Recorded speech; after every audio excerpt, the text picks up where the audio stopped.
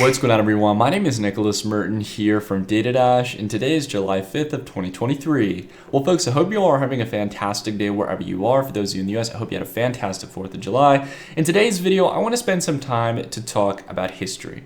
I want to talk about why history is important to understand and how it can help us to get an understanding of where Bitcoin might be heading here in the near term. As we are at a critical price range around $30,000, we've got to see whether or not the bulls are going to show up to the plate. Will they be able to really drive forward a new bull market? That is the question on the minds of short-term traders and even those who are long-term dollar cost averagers. So I want to spend some time to talk about that throughout today's video. We've also got a sponsored interview with Aubrey, who's one of the team members over at WineChain. They're doing a really exciting thing, doing NFT wine drops for exclusive wineries. So stay tuned for that. You guys will not want to miss it. But let's go ahead and kick things off. And if you happen to enjoy the video, consider dropping a like. So let's go ahead and start off here by talking about what's going on right now. I understand right now a lot of people, especially those who are on the other perspective from where we generally stand, that prices still have a ways to go down. At a minimum, we are going to be coming down back towards that capitulative territory, and we're going to hang down in this range for a long period of time, not being able to fully spark off a new bull market for some time.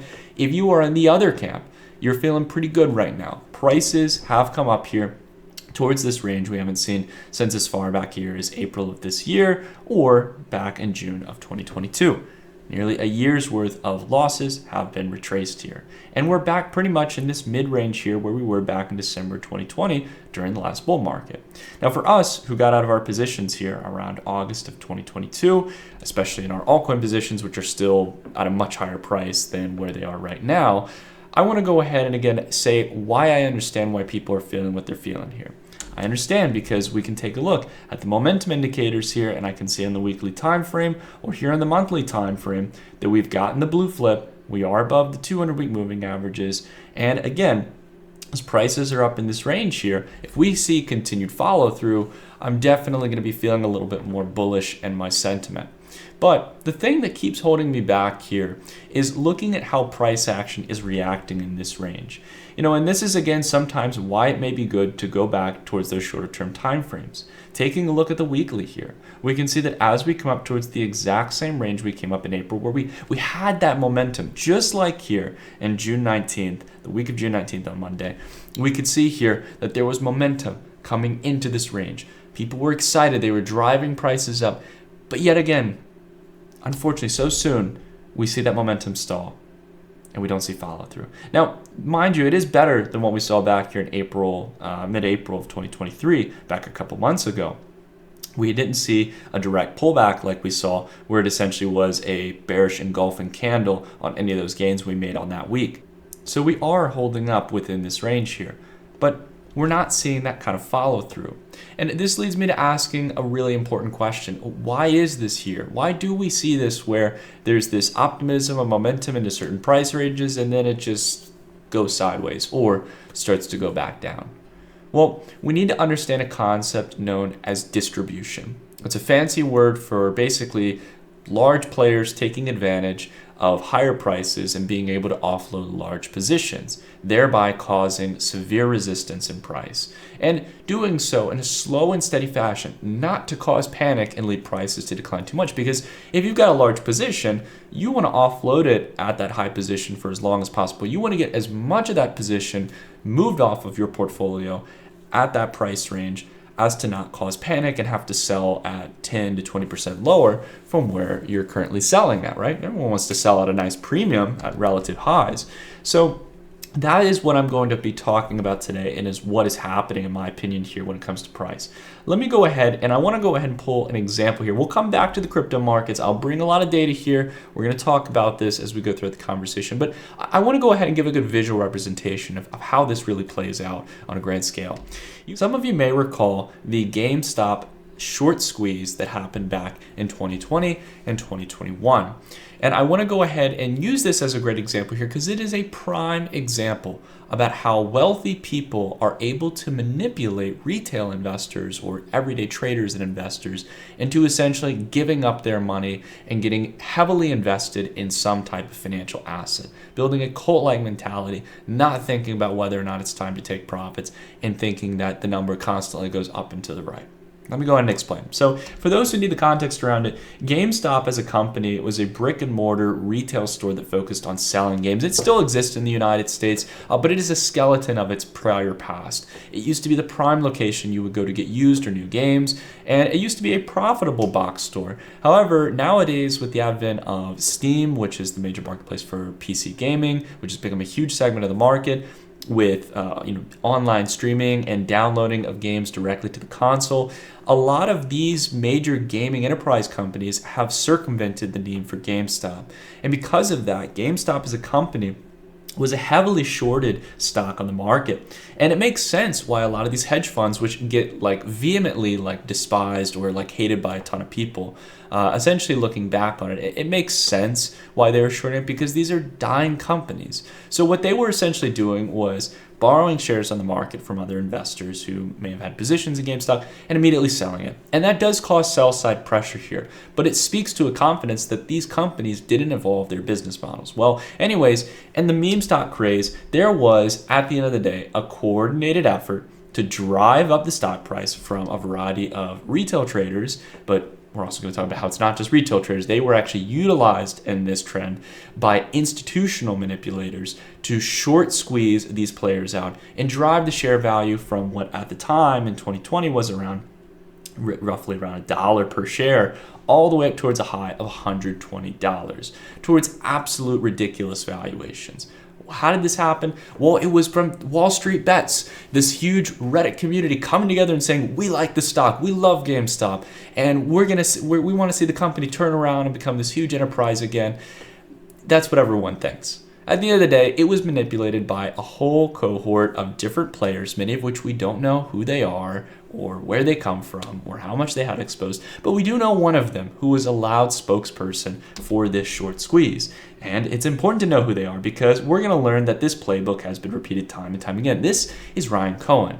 Now, Ryan Cohen is the founder of Chewy. This is an e-commerce website for pets. It's a successful business, I would say, in its own right. I have nothing against him founding Chewy. I think it's a cool company, and there's a huge segment for animal products and e-commerce. Again, a great example of building adaptive business models in the time in order to meet consumer needs. Well, Adam Cohen also has a second side hustle he likes to make money in. And that second side hustle is by propping up dead companies, basically getting retail investors on board into these companies, heavily invested into them, and essentially making a sweet buck, pretending as if he is trying to have a essential corporate takeover and go and try to change the board and try to get the company to restructure and retool and basically adapt to the 21st century. We're going to see that he repeats this playbook here, because as we continue to go through here and take a look at Forbes, we find a really interesting trend. Now, if you look at the net worth of the vast majority of people on Forbes over the past couple of years, especially those who have the majority of their wealth in equity in companies, you would probably expect that from 2021, where things were at peak valuations, you would see a decline in their net worth. Well, that's not the case for our friend here, Ryan Cohen. He's gone from around 1.6 billion in 2021 to 2.1 billion in 2022, and if that wasn't enough of a big leap here, in the next year he leapt up his wealth all the way towards $3.1 billion. Not bad if you can get it. So what is Ryan's secret here?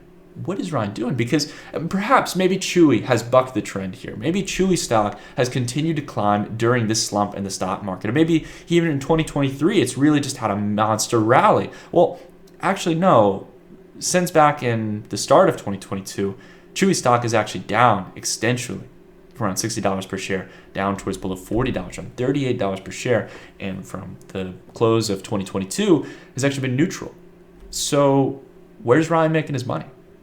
Perhaps we turn to that side hustle that he's been utilizing over the past couple of months, or the last couple of years for that matter, which is prying on retail investors, pretending that he's going through corporate takeovers and trying to restructure these legacy companies that are nostalgic companies for all of us, that we should just totally pour our money into because Ryan's going to turn it around. Well, if we take a look here on GameStop and we take a look at the logarithmic scale, we can see that essentially anyone who got down here in 2020 when essentially insiders were driving up the initial part of the rally, price is far away from that initial entry. It is well above that initial entry point that the insiders and the early stage adopters of the trend got in.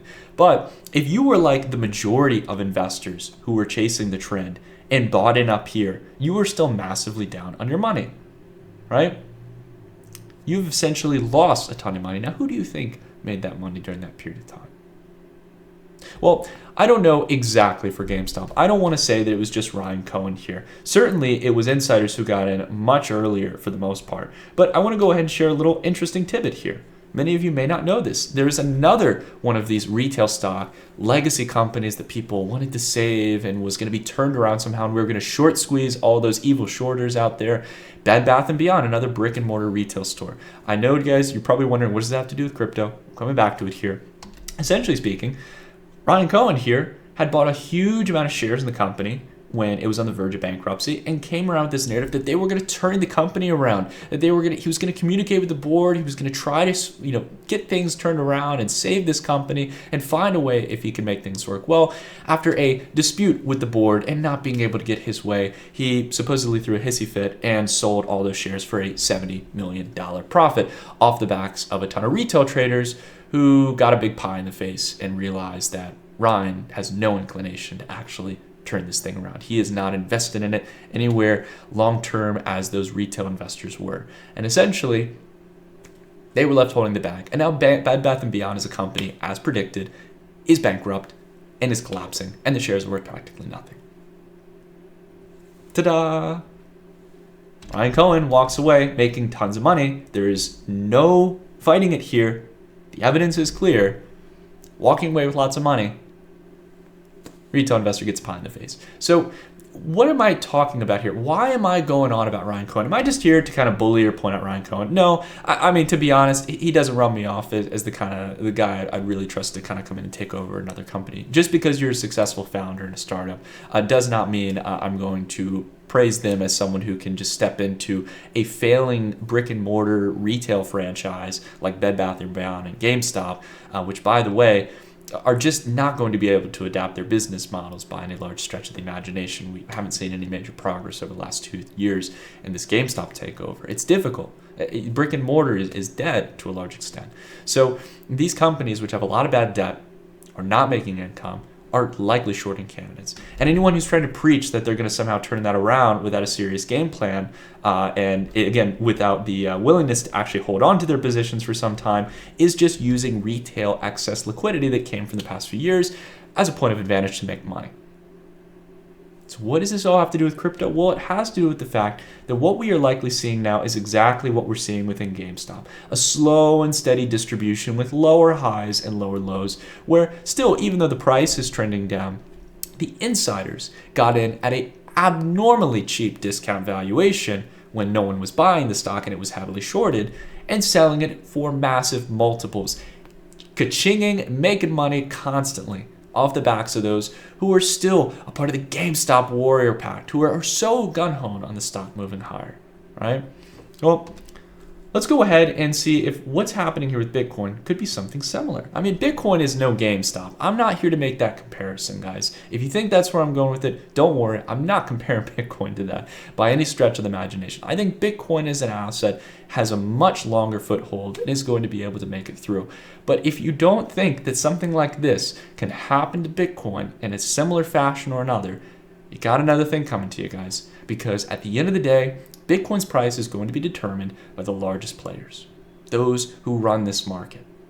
And I got to tell you guys, as prices have come up into this range, it is not a coincidence that we are facing resistance at this point, because if we take a look at our partner toolbook map here, we take a look at multi-book. This is taking a look at the market order flow across the major liquid exchanges, players like Binance and Huobi, and just take a look at the market order flow here.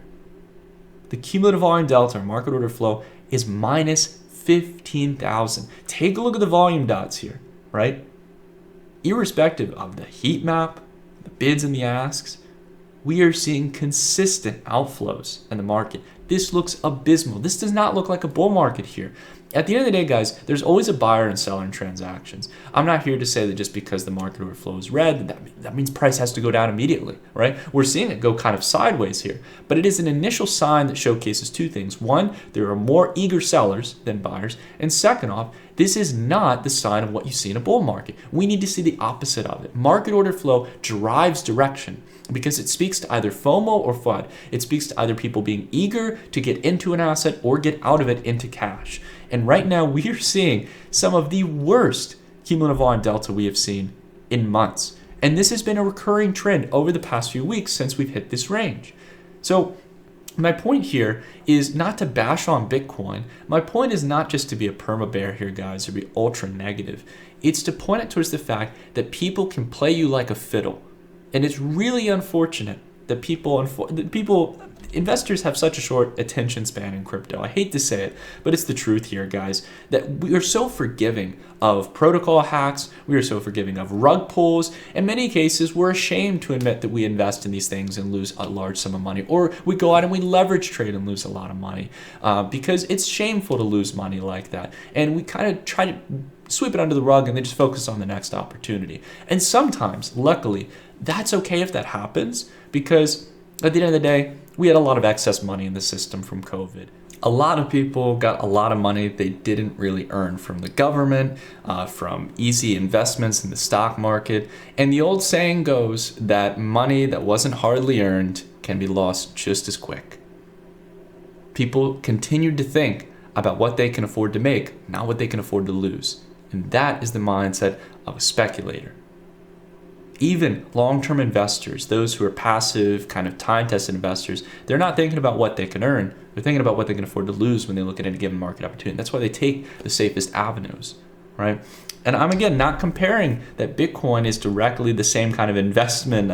It's not going to have the same quality of investment as investing in GameStop. GameStop is a dying company. Bitcoin is, generally speaking, a continuously growing asset in the sense of adoption, or at least people knowing about it. It might have more upside in the future. That all being realized, the method of distribution can play out just as easily here, guys. And that market order flow does not look pretty. You cannot just ignore those numbers and say, no, we're going into a new bull market. Unless that market order flow on a week-by-week basis starts to flip green, you do not have the FOMO pressure that is going to drive prices higher. That is the cold reality here, guys. And this is, again, something I want to talk about, which is the term the liquidity trap. This all plays into the topic of inflation. If you guys haven't heard my previous videos, we talked about this back a couple months ago, and it is more relevant now than ever. A liquidity trap here is another way where essentially the Federal Reserve and other central banks across the world are able to control inflation, because the inflation in the economy comes from excess money from those who are willing to spend that money, right? So what's the best way to get that money off the table? Sure, you can do quantitative tightening. Sure, you can tighten interest rates, which make people less likely to borrow, so you can kind of cut down on the acceleration of credit in the economy. Well, there's a third method, and that is to get people to buy lottery tickets. Essentially, buy cryptocurrencies, buy stocks, buy into the AI mania, buy into anything, buying back into the FANG stocks at ridiculous valuations and thinking that they're getting it at a discount for the next bull market, right? Take a look at altcoins here, guys. Altcoins constantly are zigzagging, lower highs, lower lows, with no serious trend change. It certainly isn't keeping up with Bitcoin here. And when we talk about even those that have been performing well, we talk about the NASDAQ, we talk about the technology stocks. You now have people looking at Apple, who is showing worse financial reporting and probably a worse future outlook than where it was back in 2021, right? Different growth metrics, worse growth metrics, and worse financials for that matter, whether it be revenue or income or growth projections. Worse financial results. But we're back at the $3 trillion market cap, and people think, yeah, this is a discount opportunity.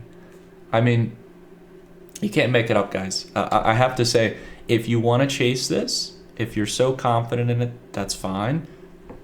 To each their own. But I gotta be real with you guys here. I'm not going to be like the rest who will tell you that there's so much gains to be made and that things are just guaranteed.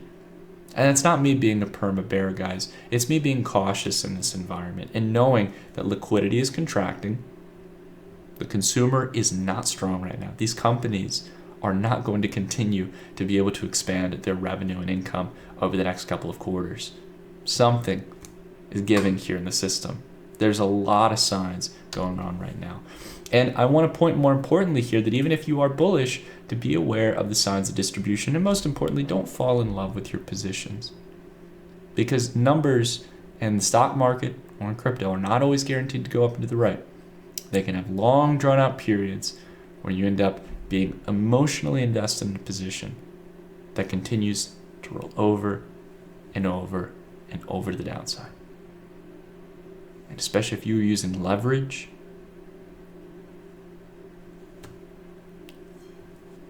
I don't know, guys. Yeah, look, I'm at this point, I'm rambling a little bit.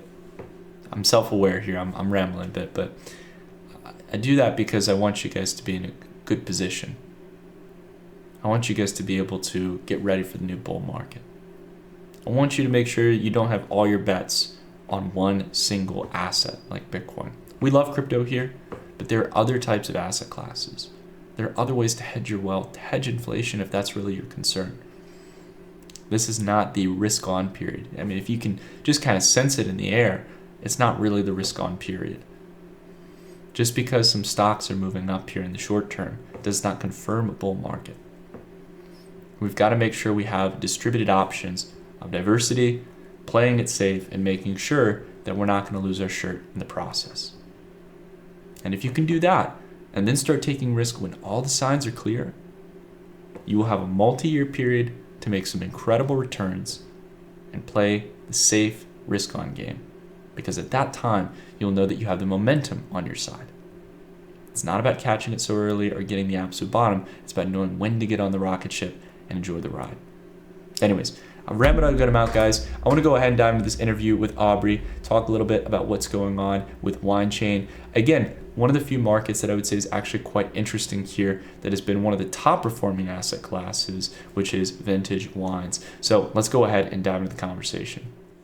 Alrighty, everyone. So in today's sponsored interview, I'm sitting down with a good friend of ours in the crypto space, Aubrey Terrazas, who is the head of marketing over at WineChain, aiming to build one of the first real-world use cases for NFTs in the crypto space, and a market that's definitely close to home for a lot of my family as well, being big wine connoisseurs. So Aubrey, thank you so much for making the time. It's a pleasure to have you on here. I'm really excited to hear about what you guys are working on as you guys have your marketplace launching. Yeah, thanks for having us. We're really excited to be here. So I wanted to kick things off because for me personally, as a lot of people who watch the channel will probably know, for like the kind of content we focus on, I focus a lot on DeFi as a market. And when it comes to NFTs, I felt like I've always felt there's like a lacking energy in the space about touching the real world and bringing real world use cases. A lot of them end up being the profile picture NFTs that people usually collect. But you guys are focusing now on bringing this really interesting kind of niche market that's been growing over the past couple of years, which is wine collection and investing in wine, and bringing that into the space of NFTs. So I'm curious, why did you guys see that kind of match there for NFTs? And on top of that, I'm curious to kind of figure out more about kind of wine as a market of investment. Yeah, well, wine is honestly perfect for the technology because one, it's a collector's item. Wines, if you're we're dealing with the fine wine premium market, and these are collector bottles. Sometimes there's only 100 in existence or 6,000. It can often be very rare, very hard to get as well. So traditionally, to get wines at this value, you have to sort of be on an allocation list. You have to know someone, or there's a lot of middlemen, and it passes through a lot of hands as well. So not only does that subject the wine to fraud, which is a multi-million-dollar problem in the industry, but it also isn't good for the wine, which is a living product. And it's something that does best when it really is handled with minimal care. So by attaching an NFT to a physical bottle of wine, we're able to store the physical bottle so it remains in pristine conditions while the wine just continues to its normal cycle of life. So the winery will sell directly to the customers using NFTs, which is already somewhat uncommon, but offers better value for both the winery and the customer because you cut out the middleman. And then if you choose to sell it, then, the bottle still stays there. If you decide to store it for 10 years and let it age to perfect conditions, then, it's much easier than having a cellar. I don't know. I mean, both of us are expats, so I am not traveling the world with my wine cellar. And then finally, when it comes to shipping, then it's just pretty easy. You just burn the NFT and then we take care of the shipping for you. Yeah, well, I actually wanted to dive in and pivot a little bit towards that topic, because as much as I think the concept's really cool and I want to spend some time talking about the exchange, could we dive in a little bit, Aubrey, into like the process around like the facilitation, how you guarantee that there's like the matching wine for the NFT? I mean, obviously, as someone's settling the NFT, it should go through, but to make sure that that process is kind of rock solid. Yeah. So the wineries are minting the NFTs. And then once after the drop, they ship the bottles to our storage facility in Burgundy, France. Mm-hmm. And then the wine stays there. And there's a digital code on the case of wine that corresponds to a specific NFT. So through that life of the NFT, whether, if it passes even through a few different digital wallets, it's still related to a specific case of wine. That's very interesting. Okay. So I wanted to talk a little bit now about the marketplace that you guys have built, because for me, what I find really interesting is that what you guys are building is an extension onto the existing crypto market, which for the past couple of years has been kind of within its own space. If you think about DeFi and most of the use cases in crypto, it's all within its own secular space. But now you guys are bringing, with the technology of crypto and blockchain and NFTs, the ability to bring in real world markets. It's bringing in real world investors and capital as well into the space. And for me, that's something I'm very interested in. So what does that experience look like? Is it similar to that of like investing in traditional assets as well? There may be like a brokerage account. I know that you guys have your own native platform and native marketplace as well. Yeah, this is one of my favorite parts about the company is I think many of us that are in the crypto space say that crypto is the future, but then at the same time, we're so focused on just trading meme coins or trading even, eggs. And I'm not saying that there's anything wrong with that. Like, I also think that it's great. It's provided a lot of financial freedom for a lot of people. However, though, at a certain point, I love that we're able to apply that technology to a real world use case. And we're really able to see how crypto is able to eliminate borders and create solutions for a time-old problem, such as collecting a physical asset and proving authenticity and, reducing the costs as well as the transaction times, even just being able to find someone more easily. So instead of having to find like a sommelier that knows some other guy with a wine cellar, now you can actually bring it peer-to-peer, which I think is so what Web3 is about, is it's really just bringing it back into the hands of the people. So with the marketplace, it's just a peer-to-peer marketplace. It allows liquidity. And because it's an NFT, instead of the bottle of wine that you're trading, the wine still stays in excellent quality conditions. You find a buyer hopefully faster than you normally would. And you also reduce fees because you're not going through that middleman. All those separate parties in the middle. And I think what you were heading towards, Aubrey, as well, is like that by democratizing this market, you're bringing in, ironically enough, one of the best performing markets, I would say, long term. I know that there are a couple people like in my personal network who have invested in wineries, who have invested in like whiskey production, like these types of either like liquor or like fine wines can end up really, if you have that long-term horizon, can really be some of the better performing assets out there. And it's a real investment class now, which is pretty incredible, even alongside like fine art and some of those other asset classes. So do you think like this is something, like, even if you're not an expert in the field, is this something that really could, could open up towards a lot of people getting that additional diversity?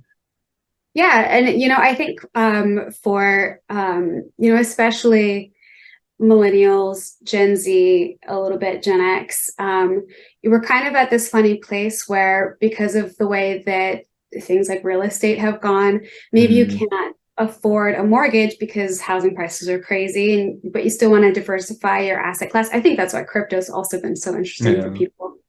However, though, you do have some money to play. And so I think that's why more and more people are looking to alternative asset classes like watches, like wine. But admittedly, wine is a very intimidating place to enter because you might not know a lot about it. We will also add whiskeys and spirits in the future. But that's also something that's there for you. Our head of wine, Antoine Petrus, he's a double Meilleur du Vieux de France, which is kind of like Japan's living treasure. And it's, for wine and restaurants. Right. So basically, he has a Wikipedia page. He's one of the most well-known wine people and sommeliers in France or even in the world.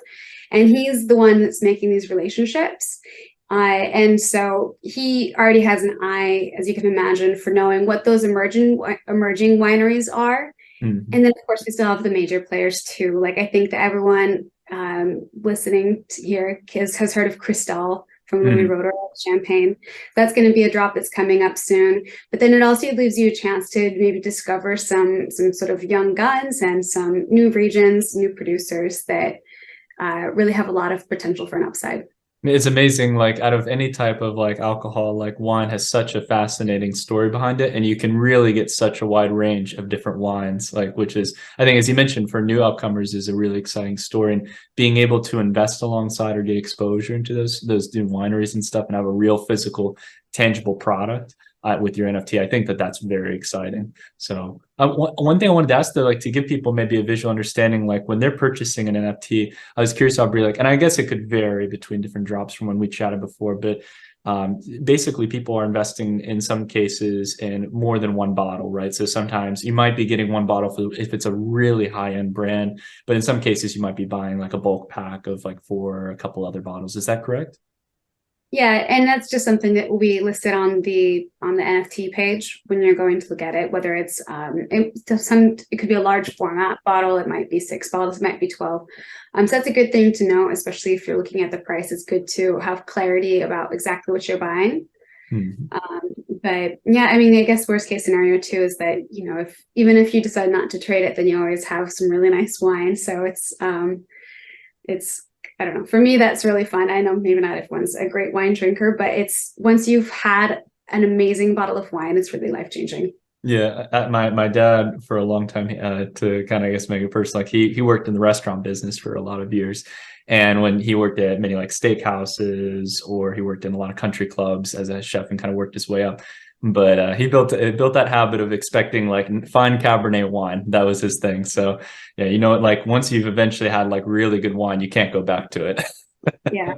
But that's very cool. I'm curious though, Aubrey, so you were mentioning as well with some of the leadership behind like WineChain as a company. And I think that's incredibly important. Like overall, I noticed like from some of the higher up positions and some of the team, you guys have some really esteemed individuals who are helping to build this platform. I'm curious, like not only if there's any other additional team members you wanted to dive into, but also about the roadmap for where you guys want to take things. You hinted towards adding sprites and some other types of like liquor on board as well. But what's kind of the long-term vision here? Do you guys see that this will be a really massive market for a lot of people? And what do you guys aim to kind of do to build on top of the platform as it's launching now? Mm-hmm. Yeah, well, first to answer the question about the long-term vision, we really do see this as the way that everyone will want to buy wine in the future, or at least for premium wines, which has been the biggest growing trend within the wine industry as a whole. It's just a better experience than having to like go find the wineries and then go to your shop and then find somewhere to store it, find somewhere to ship it, etc. And then if you are buying wines internationally too, you have to think about customs and tax and everything.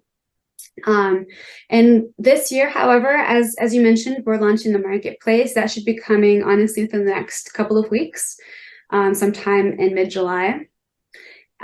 We are also this week adding the ability to buy NFTs with your credit card directly. So for those that are native, then it makes it a lot easier for them just to purchase with a credit card.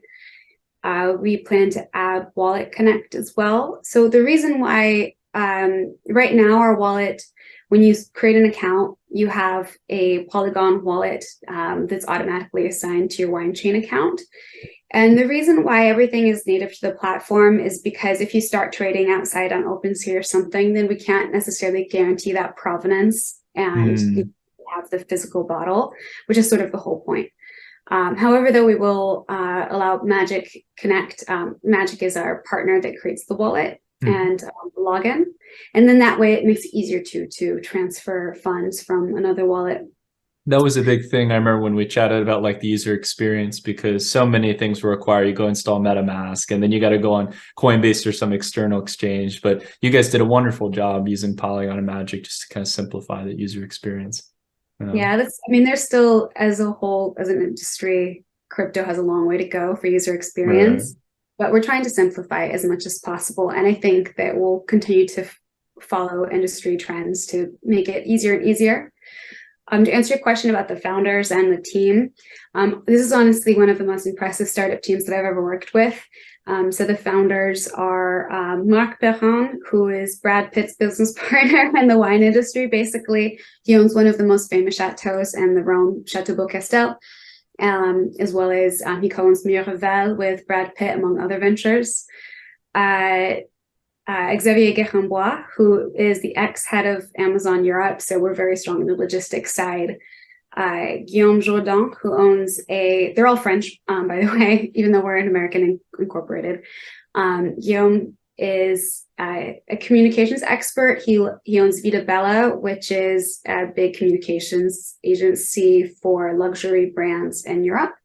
And then Nicolas Mendy-Hera is our CEO, and he has had around 7 different startups. Many has raised millions of dollars, has had multi-million-dollar exits, and then this is also his second wine venture. His last is an AI based wine club subscription called Palette Club. Very cool. And I know as well, like you worked in the wine industry as well, like, so I think it's this perfect matching. You've done a lot in the startup world yourself, and now it's coming into this really exciting company with alongside a whole other range of other people as well who've been really deep in the logistics side and wine as an industry. Amazon and Google people on the team. Juan is obviously impressive to have on our team. And then my background before marketing was I was a sommelier at Michelin-starred restaurants, and then recently I started working with crypto companies. That's awesome. No, I mean, this is really cool. I mean, I'm curious. I know there's a lot of people who probably made it this far in the interview, and they're eager to at least kind of dip their toes, maybe set up an account. What's great about WineChain is that, you don't, like I said, you don't have to go through all this rudimentary stuff that's typical in the crypto space. So, you can just basically go on, set up an account. It's a relatively simple experience. Outside of checking out WineChain, which I'll leave a link down below in the description, guys, so you guys can check out the platform, maybe just see the interface and see if it's something for you.